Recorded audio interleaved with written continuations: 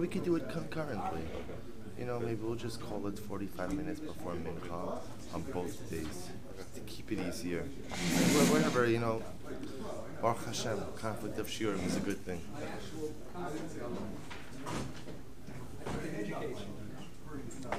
All right, Shabbos, good morning. Let's begin a beautiful daf ahead of us today. Today's daf is Memtes 49. And we are picking up on Memtes 49 at the top line. Last word on the line, Tani. So our shir this morning is dedicated by Bobby and Lisi Lilienfeld in honor of Esther Michelle's birthday. We hope that in the merit of our Talmud Torah she will enjoy many more birthdays of Me'eve Es Mishanim Tovos. And a thank you to the Lilienfelds for dedicating this morning's shir. Let's begin. So Tani, top line, Tani Rabba Bar Rav Chana Kamei Dirav. So Rabbi Chana taught the name of Rav. Kivsi Atzeres Sheshachton L'Shum Eilim. Again, still with our Kivsi Atzeres. In this case, an interesting situation over here, where a person shechted the Kivsi Atzeres L'Shem Eilim. Now, we'll say L'Shem Eilim literally means instead of shechting it for a keves, as a lamb or as a sheep, he shechts it having in mind that it's a ram. Now, again, not a specific repurposing of the carbonic identity, but just simply having in mind for the wrong type of animal. So what's talacha? Ksherin. Ultimately, again, the carbon is kasher, but v'lo alo l'baylim l'shem chova. So we've seen this already, this designation before, that ultimately, again, it's kosher, but it does not work to go ahead and satisfy the obligation. So the kivsi atzeres communal obligation is not satisfied, but the carbon itself is kosher. Amalei Rav, alu v'yalu. Rav said no. Not only is the carbon itself a valid carbon, but in fact it satisfies the communal obligation. Amar Rav Chisda, Mistarba Milsei de Rav. So must be that Rav holds that what kesavar elim v'shachtan l'shum kavasim. It must be that Rav holds that if you have elim, right? Let's say you have a ram and you shechted it with the intention that it's a keves, that it's a sheep. The Gemara says v'shachtan l'shum kavasim. Shari kavasim l'shum kavasim nishchetu. I'm sorry, I skipped line. I'm sorry. It must be that Rav's statement that alu works in the following situation. In the case of bikasavar elim v'shachton l'shum kvasim, where he thought it was elim, and it turned out that he shechted it l'shum kvasim. They're both saying now in that case it works. Why? Shar kvasim l'shum kvasim nishchetu. Because at the end of the day, he thought it was elim, it was really kvasim, he shechted it in mind for kvasim, so it turns out that after the fact, he actually did that which was right. He actually had in mind for the right type of animal. Aval kasavar elim v'shachtan l'shem elim. But if it turns out, Abba say that he shechting kivsei atzeres, and what? He thought they were elim, and he shechted them l'shem elim, then how could ultimately, again, that work? After all, lo, we'll say that shouldn't be kosher. Why? Because akira b'taos havi akira. Because we'll say even an accidental uprooting of carbonic identity should be enough ultimately to compromise the effectiveness of the carbon. The Rabba said, or actually I think it's changed over here to Rabba. So Rabba says akira b'taos la havi akira. Rabba says no, that an accidental uprooting of carbonic identity is not enough to undermine the authenticity of that carbonic identity. So Amar Rava, umasvina nashmaitin. So Rava said, but the truth is we could refute this. Hakohanim shepiglu b'mikdash was an interesting case here. If Kohanim had a machshavas piggle, right? So also remember again, machshavas piggle is some part of the avoda is done with the intention to either consume the carbon or do some part of the avoda outside of the appropriate time. So Kohanim shepiglu b'mikdash, if a Kohen had a machshavas piggle while doing the avoda, mezidin chayavin, if he had a machshavas piggle intentionally, then ultimately again he's chayav for that. Now we'll say, by the way, interestingly enough, what's the chiyuv for over here? So the chiyuv the Gemara is talking about is a choshen mishpat chiyuv. Look at Rashi, mazidin chayavin l'shalim l'baylim d'mei carbon. It was actually very interesting because halacha l'maisa, if I'm a Kohen and I'm doing the avoda and I have a machshavas pigul, essentially my erroneous machshava has done what? Has negated the effectiveness of the carbon, which now I cause the owner to lose out on his carbon, which now means that what? I have the chiyuv ultimately again to replace that animal. Now, of course, the chiyuv only comes about if what? If I, the Kohen, disclose the information, right? Obviously, because no one else has any way of knowing that I had a machshavas Piggle, ultimately, again, without my disclosure. So just an interesting idea. In any event, so the Chakanim shepiglu b'mikdash mezidin chayav, and if they did it b'meizid chayiv hashogigin p'turin. But I will say, if the Kohen had the machshavas Piggle b'shogig, ultimately, again, he's potter. He's potter. He has no obligation to pay the owner. V'tani Allah pigul and pigulin. Yet there must be another brayso that says no. Even b'shogig, if the Kohen went ahead and had a machshavas Piggle, he will be chayiv for that. So we'll say, so what's the case? Heichi dami. If you want to say that it's a case where the Kohen knew that the carbon he was offering was a chatos, the kamechashi balashum shlamim, but he has in mind for shlamim, then hai shogigin mezidin avu. Then I will say that's not a case of shogig, that is a case of mezid, right? If the Kohen knows that it's a chatos, but he has in mind that it should be a shogig, ultimately again, that is mezid. Ella, rather, what's the case? Lav de kasavar shlamimu. It must be that he had in mind that it's a shlamim. The kamechashev behulashum shlamim, and he has in mind also. So he thought it was a shlamim. Therefore, again, he had in mind that it should be offered. His kavana was for a shlamim, and yet what? And in reality, it was a chatos. It was a carbon chatos, but Kohen made a mistake. He thought it was a shlamim, and he had in mind that it should be for a shlamim. Vakatani. Pigul and pigul. And I will say, what does it still say? It still says that the halacha is that he's rendered the carbon pigul. What do you see from here? Alma, akira betas, havi akira. Therefore, so what do we see from here? We see from here that even an accidental uprooting of carbonic identity is still considered to be an uprooting of carbonic identity. Amalei Abai says, no, not necessarily. The olam diyoda de chatasi. It could very well be the Kohen's offering up a chatos. He knew it was a chatos, the kamachashe behulashum shlamim, and what happened? We'll say, what's the case? Even though he knew it was a chatos, he had in mind when he was offering it as a shlamim. That's not shogeg though. That's mezid. To which the Gemara says uba omer mutter. To which Abai says, no. What's the case? I will say omer mutter. What's omer mutter? Omer mutter, I will say, is a case where the Kohen thinks that it is permitted to have in mind for a different carbon. So it's not mezid in that his intention is not to actively undermine the carbon. Yes, it's true, he has kavana, that even though it's a chatos, he has in mind to offer it up for a shlamim, but there's no sinister intention here. He thought that it's mutter to go ahead and have a different machshava for the carbon. Now, he's got to go back for some mandatory retraining over here. That is kohanic malpractice. Absolutely, it's kohanic malpractice. But what's the lashon where it's negligence without intent to do harm? Meaning he thought that it's totally fine. He thought that it's totally fine. So the idea is because he thought it's totally fine, you can't call him a mezid, because also the definition of mezid is where I know what I'm doing is wrong, but I do it anyway. Over here, again, his intention is not to do anything wrong. He just literally it's a chisar in yediyah. He just literally does not know.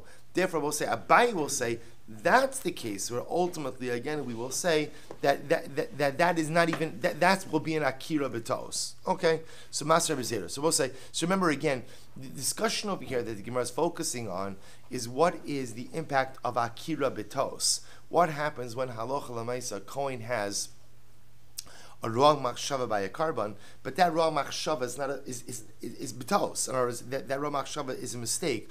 Does it undermine the carbon or not? So Master Rabbi Zera raises another kasha, or Rabbi Zera raises the contradiction. Rabbi Shimon says, "Kol menachos shenikmatzu shelo l'shman ksheros." Listen to this. Rabbi Shimon says, we've actually had this before, that any mincha where the kmitza was done shelo l'shman, not for the sake of the particular type of mincha. What's the halacha? Ksheros. It works. And I will say not only does it work, right now it's a kosher, but it satisfies the owner's obligation. I will say, now I want to point something out over here. This is unique by carbon mincha, because by other carbonos, what we assume is if they're offered up l'shman, they will work. They will work. In other words, when we say they'll work, meaning the carbon is kosher, but what? Lo alu l'bayim l'shem choban. It does not satisfy the owner's obligation. Remember, we spoke about this yesterday. The only exception to this rule is what? Is chatos. That a chatos offered up shalom l'shma will be possible, but other carbonos which are offered up shalom l'shma, it works, but it doesn't satisfy the owner's obligation. Yet when it comes to a carbon mincha, the halacha is that what? The halacha is that not only if the kamitza is done shalol l'shma, not only is the carbon kosher, but what? It satisfies the owner's obligation. Now, why is that? Here we go. So the Gemara says, "She'ein hamenachos domos l'zvachim," because it will say a mincha is different than a regular carbon. How so? Sha'kometz machavos l'shum marchashas. Because you're supposed to listen to this. What the Gemara essentially is going to explain is that kamitza looks different by every type of mincha.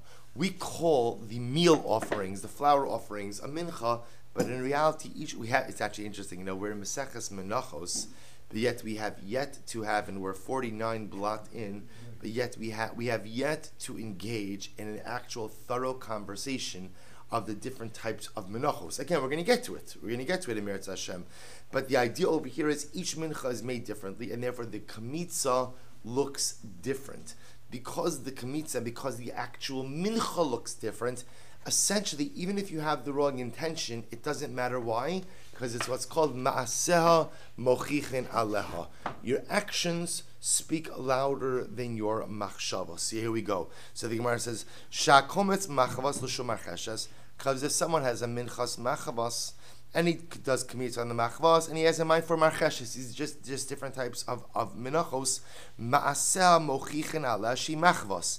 I will say it's clear from the mincha itself that it's not a minchas marchashas, it's a minchas machvas. So even though I had in mind for a marchashas, the mincha will still be good and will still satisfy my obligation. Chareva l'shum belula. Similarly, again, I will say, if I'm offering up a carbon mincha chareva and I have in mind to do it l'shum belula, it's still going to be kosher. Why?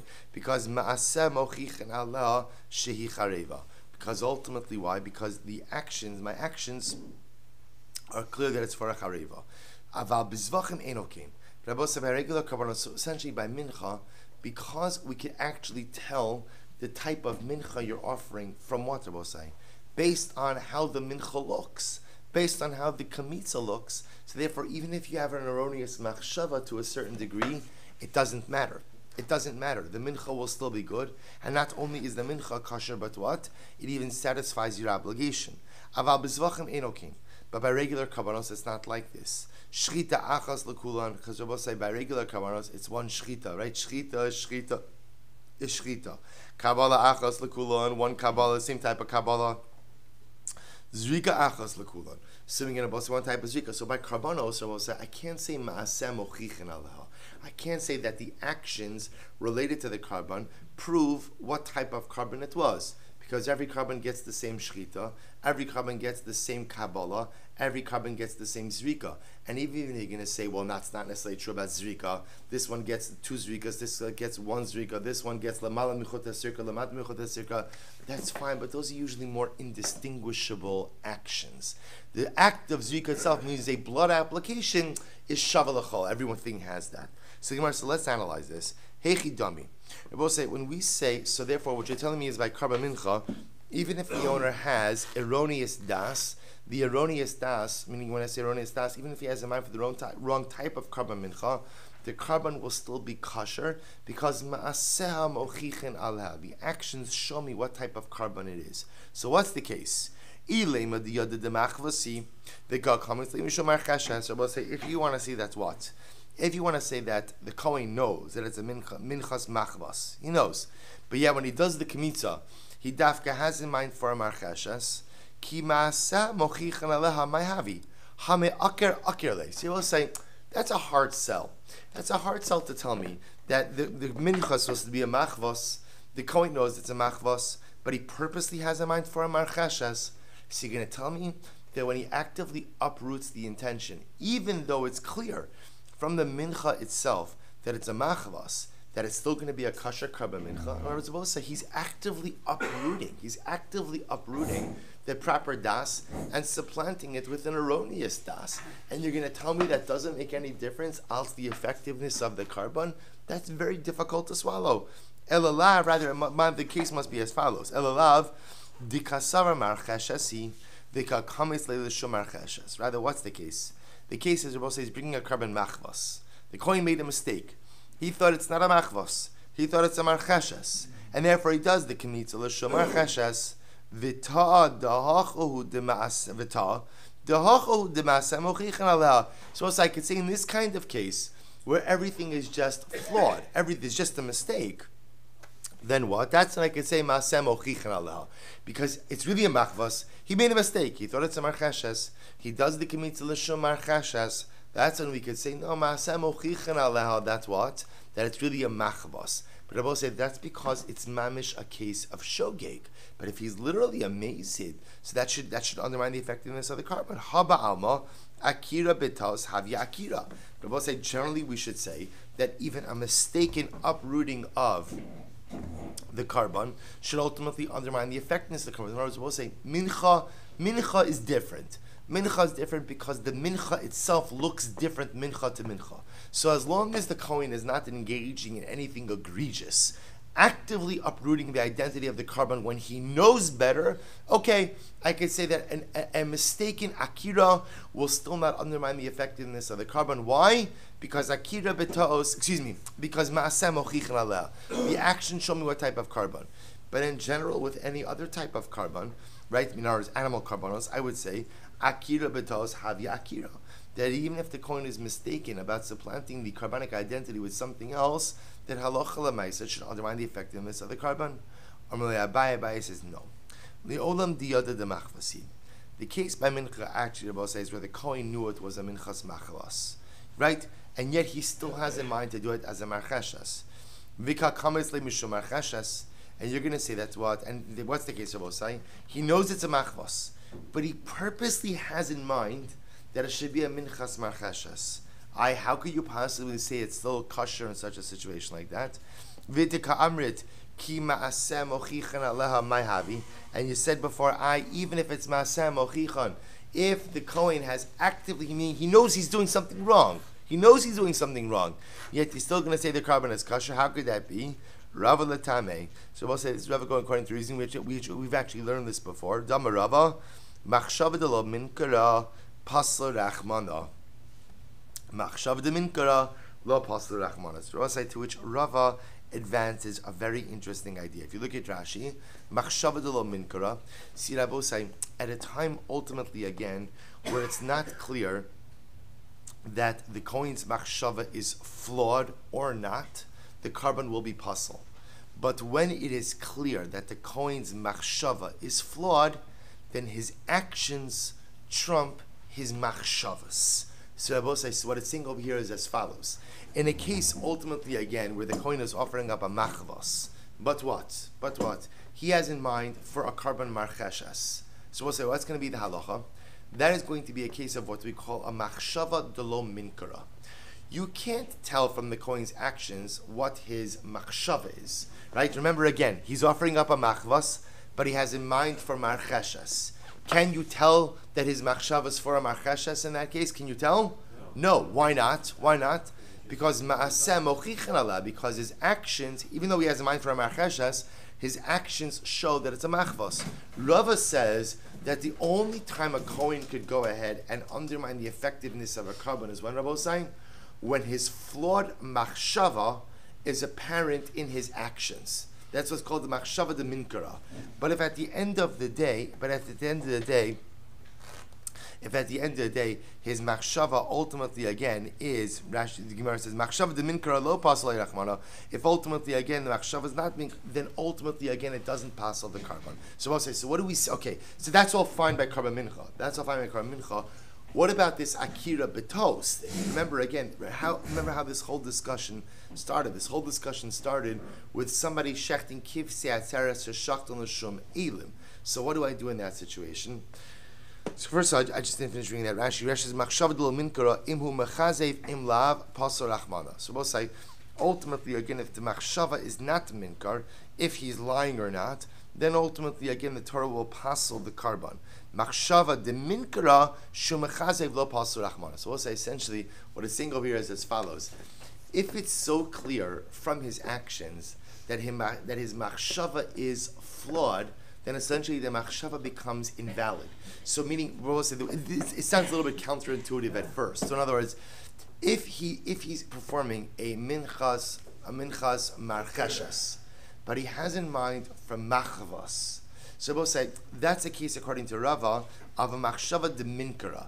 If it's so clear that his machshava is flawed, then essentially what?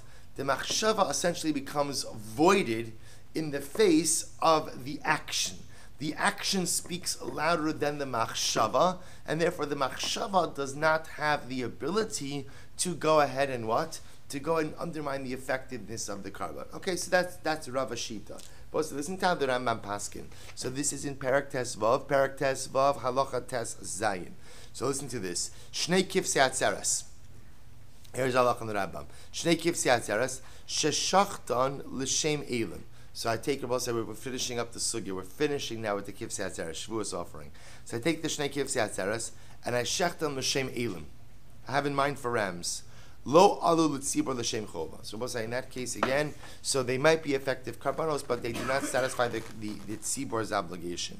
V'im dama shehein elim, v'shachtan l'shum elim. Supposed to listen to this. But if the Kohen thought that they were elim, and therefore what? He shechted them l'shem elim, alu lahem mipnei shiakira b'tos. They work.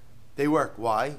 Because it wasn't akira b'tos. So the way that Rambam Paskins is ultimately akira b'tos lo havi akira. So here's what's interesting. If the Kohen knew that they were kivsei atzeres and he shechs them l'shem elim, it doesn't work because that was an akira b'kavana. He actively uprooted the carbonic identity. If he thought they were elim, he just made a mistake, and he offers them up as karbanos, right? Again, that's in damalam shem elim and shachtalim shem elim. Then, interestingly enough, it works to satisfy the tzibor's obligation for kifsei atzeres. Why? Because akira b'taos lo havi akira. A mistaken uprooting of carbonic identity does not undermine carbonic effectiveness. That's how the Rambam paskins. Good. Bosai Mishnah. This actually is a really very interesting Mishnah. Next. Hatamidin emu ma'akvines hamusafin. We're going to see what this means in the Gemara. But the tamidin, the carbon tamid, is not ma'akev the musaf. V'la musafin ma'akvines hatamidin. And the musafin, carbon musaf, is not ma'akev the tamid. V'la musafin ma'akvin zeh. But say similarly again, if let's say again you have a situation where you're offering up more than one carbon musaf, the absence of one does not negate the ability to bring the other. Lo ekrivu keves baboker. But listen to this. Let's say they didn't offer up the tamid shel shachar. They didn't offer up the keves in the morning. Yakrivu bein arbayim. Now we'll say we'll have to see what this means. B'pashtus, what it sounds like is the following. Even though there is a halacha, the carbon tamid is you bring one tamid in the morning, one tamid in the afternoon. If for some reason you didn't bring the morning tamid, you could still what? Bring the afternoon tamid. Amr Reb Shimon, be'e'im, when is that so? Bisman shayu anusim o shogin. Both say first wide line mem tes medalev. That's true if they were shogigin or anusim, which means it was an accident that they did not bring it in the morning, or there was an ones, some type of extenuating circumstance which prevented them from bringing it in the morning. Then you could bring the carbon in the afternoon. Avalam hayu mazitin v'lo yakrivu kavas baboker. Lo yakrivu bin abayim. Also, Reb Shimon is of the opinion that if b'mezid they did not bring the morning tamid, then what?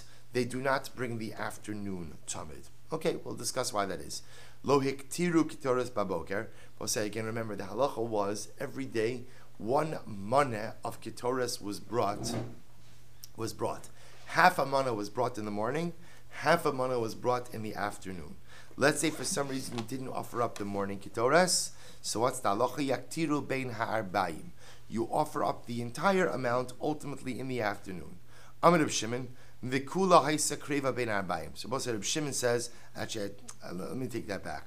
So both say the Tanakama says if you didn't offer up the morning kitoras, you still offer up the afternoon kitoras. Reb Shimon says in the afternoon you offer up the full maneh of kitoras. So we're going to have to see if there's a machlokes happening here or not, because the Tanakama is saying that if you missed the half maneh in the morning, you could still offer up the half maneh in the afternoon, but just half maneh. And Reb Shimon saying no, you offer up the full maneh. We'll discuss that in the Gemara.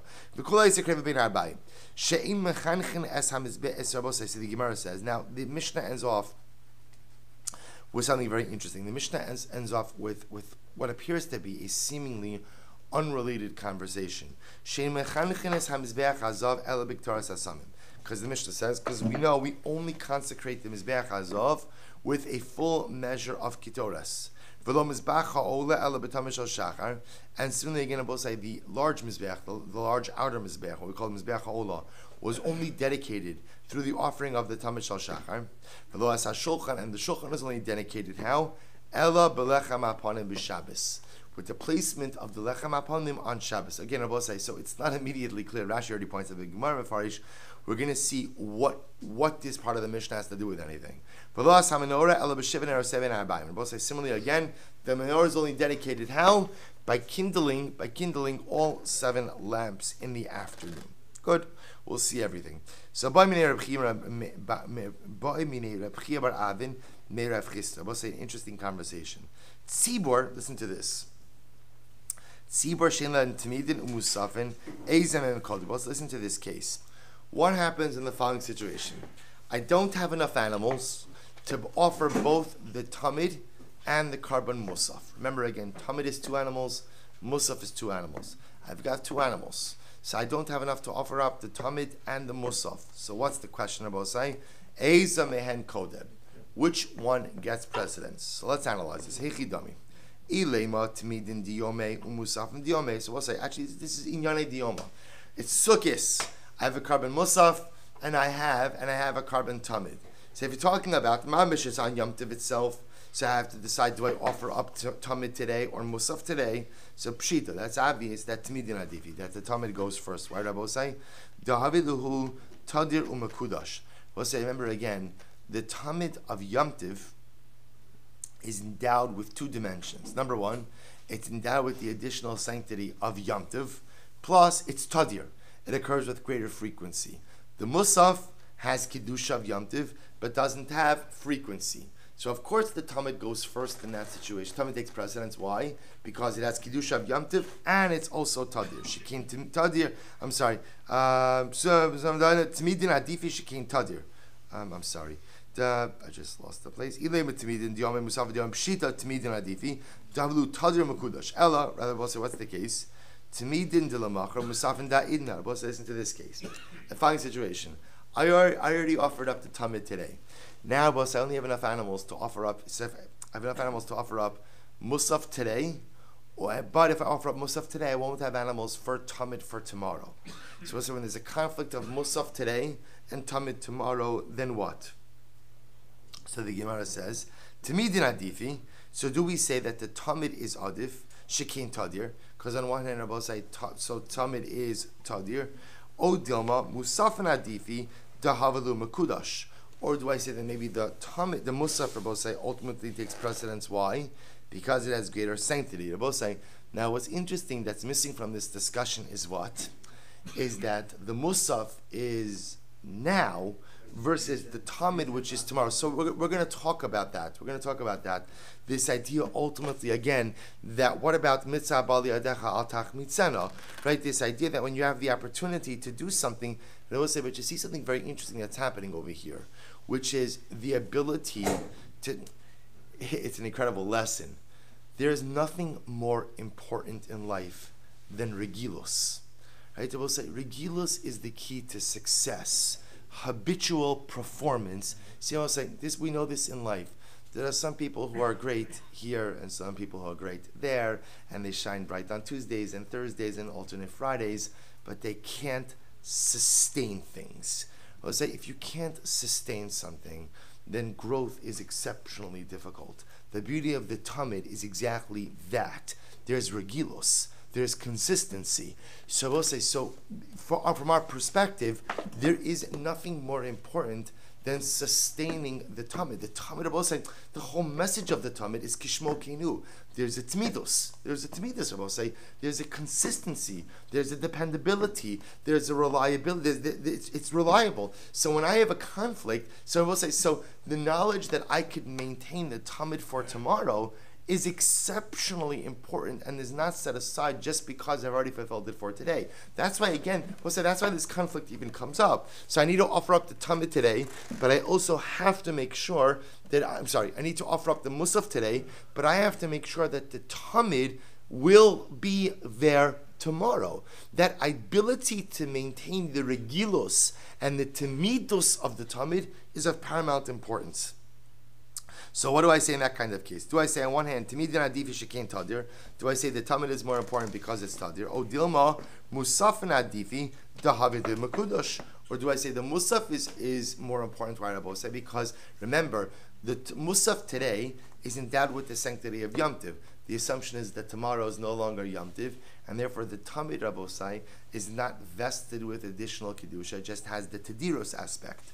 Amrale Tinisua. So we learn this. Hatmidin a ma'akvin hamusafin, v'la hamusafin ma'akvin hatmidin, v'la hamusafin ma'akvin zed zeh. So we'll say the Gemara suggests that this case is actually dealt with in the Mishnah. Because what does the Mishnah say? The Talmud is not ma'akev the Musaf is not ma'akev the Talmud. Hechi dami, what's the case? Ilema de islay ulakadim. If you want to say that it's talking about a case of where you have both the animals for the Karban Musaf, as well as for what? As well as for the Talmud, and therefore the Shaila just is one of precedence. Vatanya, we learned already. Both said last line, Mem Tasam and Aleph. From where do I know that the Talmud Shal Shachar is supposed to be the first thing that's offered? Talmud Lomar va'arach aleha ha'ola. Both say the pasuk says ultimately you shall place the ola on the mizbeach, a reference ultimately to the Talmud. Nothing comes before the Talmud. Va'amarava ha'ola ola rishona. The ola ultimately, again, both say is that which is offered up first. So I will say, so already in terms of the Talmud coming first, we already know that, right?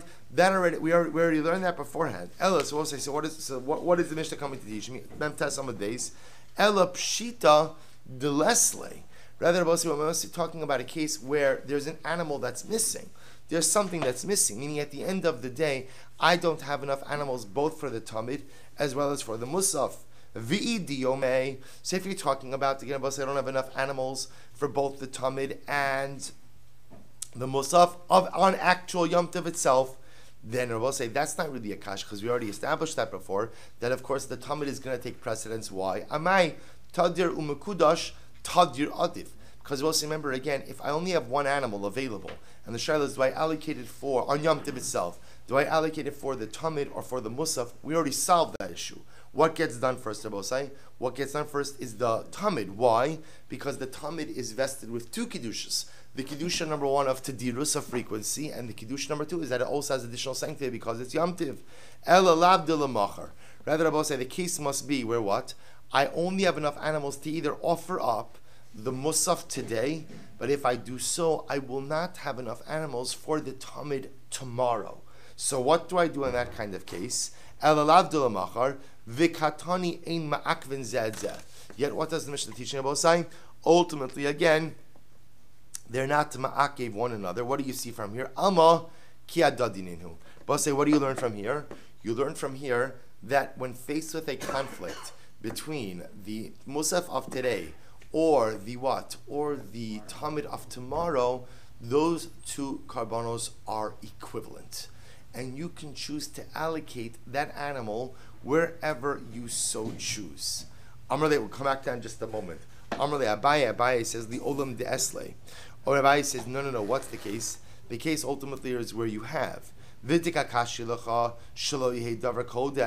you're supposed to say, so maybe the Mishnah is just teaching me the precedence and teaching me that Talmud always comes before Mincha. But the kasha that you raised before there, we already learned that halacha. The kasha the kashloi dever kodem mitzvah ba'amuhu. We'll say from that previous Gemara, all I know is that there is a mitzvah to do the Talmud ultimately before the Musaf. But what? But it doesn't teach me that halacha lemaisa. It doesn't teach me halacha lemaisa that there's an absolute obligation to do so. Therefore, our Mishnah comes along and teaches us at what Rabbi say, that there's an absolute obligation to go ahead and offer up the Talmud prior to the Musaf. So Rabbi say, how do we paskin in this case? So what becomes clear from this sugi is as follows. On the day itself of Yom Tiv, when there is a conflict or when there's only enough animals to offer up the Talmud or the Musaf, so Rabbi say, which carbon wins out? Which carbon wins out? The Talmud. Why? Because the Talmud is vested with two Kiddushos. The Kiddusha ultimately of Yom Tiv, the Talmud of Yom Tiv also has Kiddusha as Yom Tiv, plus it also has the Kiddusha of what? Or the importance of Tedirus, of frequency. What happens if there's only enough animals to offer? So let's say a Talmud was offered on Yom Tov already. And now what?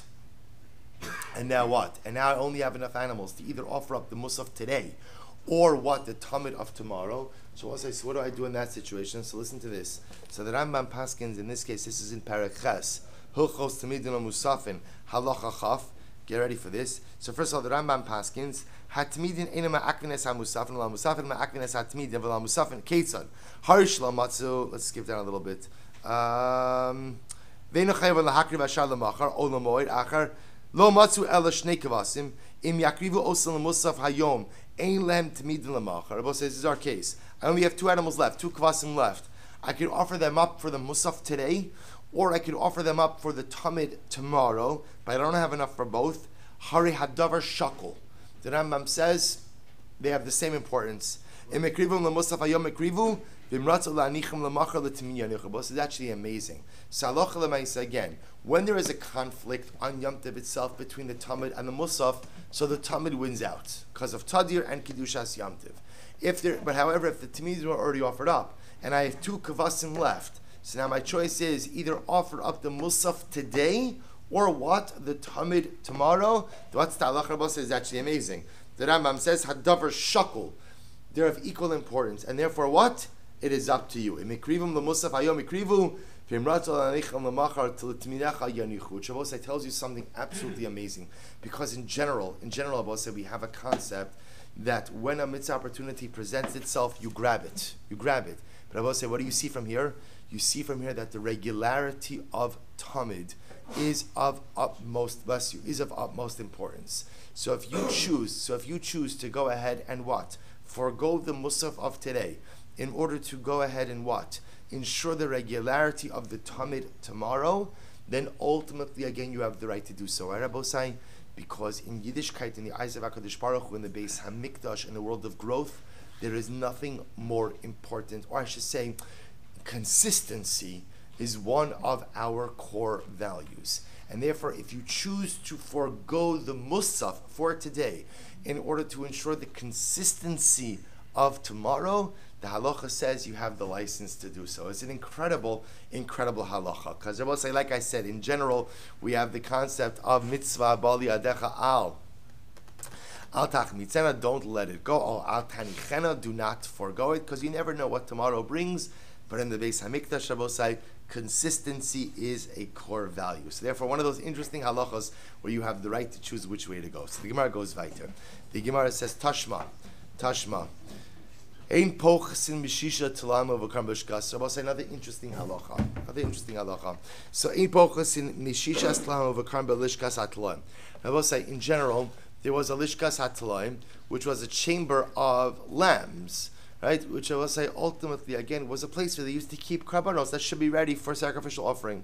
You have to have a minimum of six lambs in that chamber at any given time. Why, Rabbi say? Why 6 lambs? Rabbi say in the event that you had the following situation where Shabbos fell out right before Rosh Hashanah. Let's say it was Shabbos, Sunday, Monday. Right? So we'll say if that's the case, you need 6 lambs on hand. Why? 2 for Shabbos. This is for the Talmud. This is for the Talmud, right? So you need 2 for Shabbos, 2 for each day of Rosh Hashanah. Remember again, Rosh Hashanah is also 2 days. So therefore, again, you always want to have a minimum of 6 on hand. Hechidami, what's the case? I don't understand. If the goal over here is to have enough animals on hand for both what?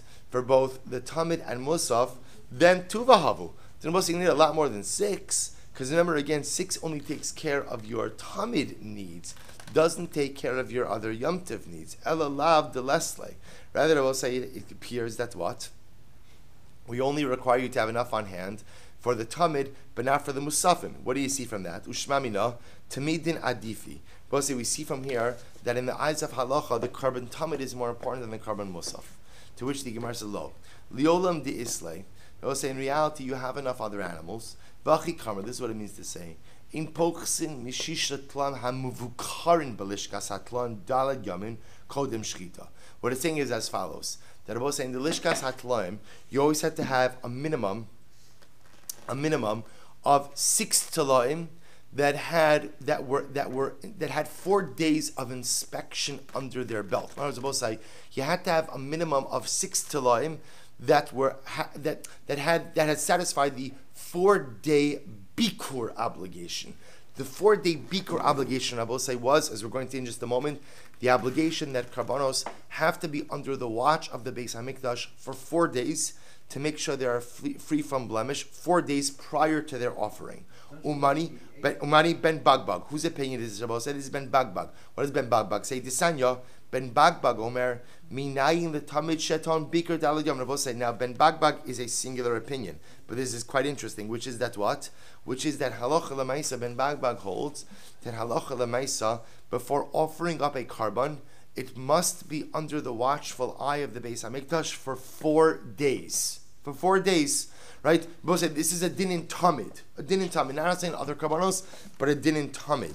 Right? Where do we get this from? Talmud Lomar Tishmeru lahakli liba moado. Both say the pasuk says by karban Talmud, Tishmeru, you shall guard it. To offer it up in its appointed time. Ulahalonu omer, and also by Korban Pesach, what does it say? V'hayolachem l'mishmeres ad arba asar yom. Both say the pasuk by Korban Pesach, and this is by Pesach Mitzrayim, says that what?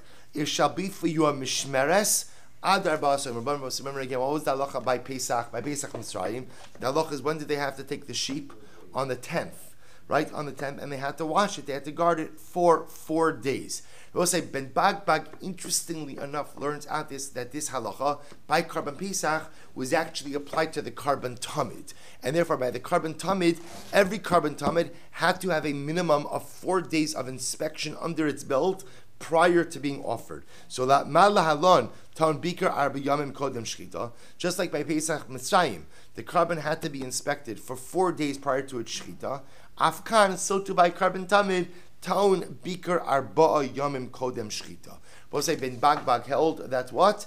That a Karban Tamid Bosei needed a minimum of 4 days of inspection prior to being offered up as a Karban Tamid. But according to Ben Bagbag, this was a unique halacha by what? A unique halacha ultimately by Karban Tamid. I'm earlier, if you know the Rav Ashi, so Ravina says Rav Ashi, well, if that's the case, Hani Shisha, 6 sheep aren't enough. I'll tell you why. Shiva Havu, you need 7. Why, Rabbi say?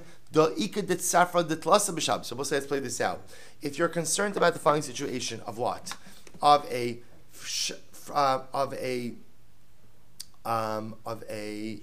Shabbos, Sunday, Monday. Thank you. Shabbos, Sunday, Monday. Shabbos, Rosh Hashanah, Sunday, Monday. The Rabbi say you need 7 sheep. Why?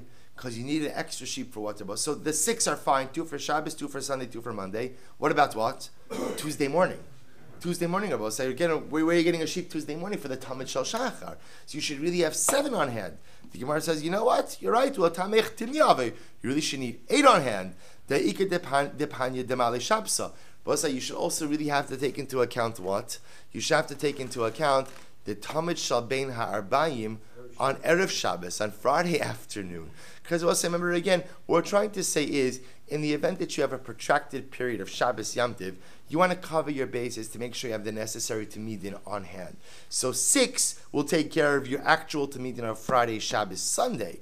You still need Tuesday morning because Yom Tiv could be over late. You really should also keep on hand Friday afternoon because you never know, Erev Yom Tiv could be, every Shabbos could be a little bit hectic. So that'll help make sure you have everything. To which the Gemara says, Halo Kashya, de la basar de akriv ka'amar. But say that's ultimately, again, don't worry about Erev Shabbos, Rabosai, because again, Erev Shabbos is still a weekday. So weekday we're not concerned about. Weekday we know people, they'll have the necessary karbanos on hand.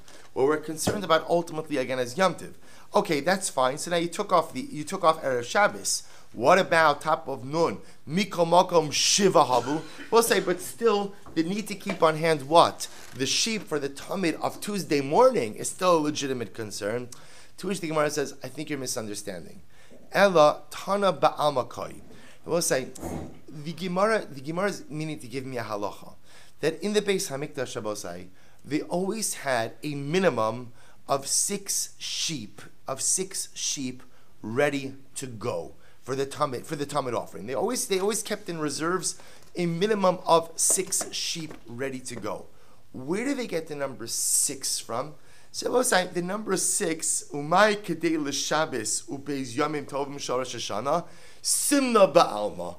We'll say it doesn't literally mean that they kept 6 sheep in the Beis Hamikdash on standby, Karbanic standby, in the event that what? That it was Shabbos and then the 2 days of Rosh Hashanah to prepare, meaning they weren't actually preparing for a 3-day Yom Tiv, but rather, again, that was the siman. That ultimately, again, we always keep sheep. We always have enough of a supply in sheep for the most dramatic Karbanic situation that could unfold. What's the most dramatic Karbanic situation that could unfold, Rabbi Osai? It would be a 3-day Yamim Tovim, Rabbi Osai, have always been a stress for Klal Yisrael, right? Even in the Beis Hamikdash, right? So our problem now, our big shaila now contemporarily is showering. Okay, so in the Beis Hamikdash it was about animals. It was about having a supply. But it doesn't literally mean that they only supplies. What it means is, in the Beis Hamikdash, they always had a supply of 6 animals, 6 kvasim, 6 sheep, ready, right? This was like the rapid response Karbanic team, right? There was always a rapid response that could be deployed at any point in time. In the event, right, we always had 6 animals on standby. Where do you get the number 6? That just corresponds to what would be the most extenuating Karbanic situation. It would be a Shabbos and then 2 days of Rosh Hashanah. So I will say, but just to be clear, they always had 6 animals on Karbanic standby. Not just in the event that it was Shabbos and then Rosh Hashanah. This was always the reality in the Beis HaMikdash. So the Shabbos Rosh Hashanah, I will say, was just an example. It was just a siman of the most extreme type of situation that could unfold in the Beis HaMikdash. To which the Gemara also will stop with this. Dekanami diktani. We'll say you can even read this in the words that we're not literally just talking about in the event that it fell out this way, you should have these animals on hand. Saying that we always have these animals on hand. Because what does it say? Kidei l'Shabbos v'lo katani l'Shabbos u'lebeis yamim tovim shel Rosh Hashanah. We'll say, because what does the Mishnah say? The Mishnah says, the Gemara says, you always have enough animals on hand. Kidei. We'll say kidei means corresponding to the number of animals that you would need for a Shabbos and Rosh Hashanah. As opposed to what? Saying that you have 6 animals on hand, le Shabbos ulebeis yamim. We'll say, what's the difference between a kidei and a le? A le means you're literally preparing for this eventuality. A kidei means we keep in store the number of animals corresponding to the number of animals that you would need ultimately, again, for Shabbos and Rosh Hashanah. We're saying the Rambam actually points out that this is indeed what they did on the Beis HaMikdash, that they always had at least a minimum of 6 kvasim corresponding to 3 days worth of the carbon Talmud in the Beis HaMikdash to ensure that they would never run into a situation where they would be without the carbon. All right, the boss will stop over here. Shkoyach.